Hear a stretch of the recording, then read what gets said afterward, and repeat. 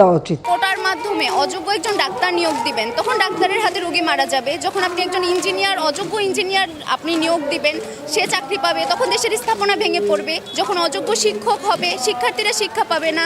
অযোগ্যরা যখন দেশের বড় বড় জায়গায় যাবে, দেশ দুর্নীতিতে ভরে যাবে, তারা সঠিক সিদ্ধান্ত নিতে পারবে না, দেশ নষ্ট হয়ে যাবে, দেশ স্বৈরাচারে ভরে যাবে। আমি যদি প্রথমে কোটার সংজ্ঞায় যাই, কোটা হচ্ছে যারা অনগ্রসর জনগোষ্ঠী তাদের জন্য। স্বাধীনতার 53 বছরে এসে মুক্তিযোদ্ধার পরিবার বা তাদের নাতিনাতনিরা অনগ্রসর জনগোষ্ঠীর আওতায় পড়ে না যে তাদের কোটা প্রয়োজন হচ্ছে। স্বাধীনতার 53 বছরে মুক্তিযুদ্ধের পরিবারকে এই 53 বছরে যত ধরনের সুযোগ সুবিধা দেওয়া হয়েছে, এরপরে কোনোভাবেই মুক্তিযোদ্ধার পরিবার অনগ্রসর নয় যে তাদের কোটার প্রয়োজন হবে। কিন্তু বললাম, প্রধানমন্ত্রী আমাদেরকে হাইকোর্ট দেখাচ্ছেন, আমরা প্রধানমন্ত্রীকে সংবিধান দেখাচ্ছি।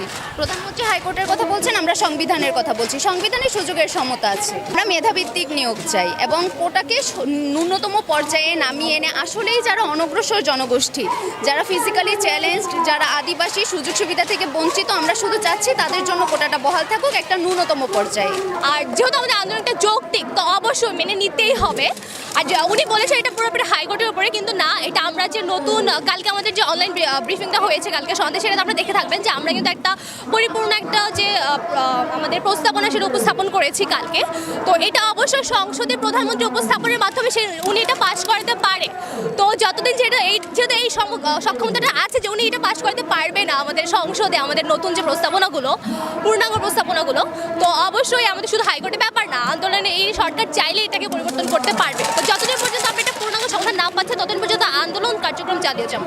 একটা ইকুইটি আনতে হলে কোটার প্রয়োজন আছে, সেটা আমার প্রতিবন্ধী কোটা, তারপরে আমাদের উপজাতি কোটা, সেই পর্যন্ত আমাদের যেটুকু জরুরি ইকুইটি আনার জন্য সেইটার বিরোধী কিন্তু আমরা করছি না।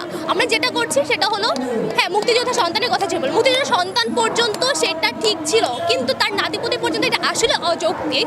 কারণ দেখা যাচ্ছে তার শুধু নাতিপুতি না, একজন যদি মুক্তিযোদ্ধা ফ্যামিলির বাইরে কাউকে বিয়ে করছে, তার যে সন্তানটা হচ্ছে, তো এটা মানে সন্তান পর্যন্ত ঠিক আছে, নাতিপুতি পর্যন্ত আসলে ব্যাপারটা অযৌক্তিক। আর আমরা একেবারে কোটা বিরোধিতা করছি না, কারণ একটা জাতিতে একটা ইকুইটি আনার জন্য কিন্তু আমাদের যে কোটাগুলোর প্রয়োজন, প্রতিবন্ধী কোটা, তারপরে আমাদের উপজাতি কোটা, সেই কোটাগুলো কিন্তু আমরা চাচ্ছি। তো আমরা যে 5% কোটা কিন্তু আমরা রেখেছি, তো এই 5% কোটা আমরা চাই, এর বেশি আমরা কিন্তু চাই না।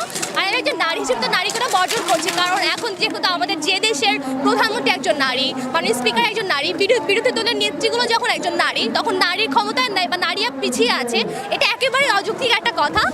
তো সেই জন্য আমি নারী কোটা তো বর্জন করছি।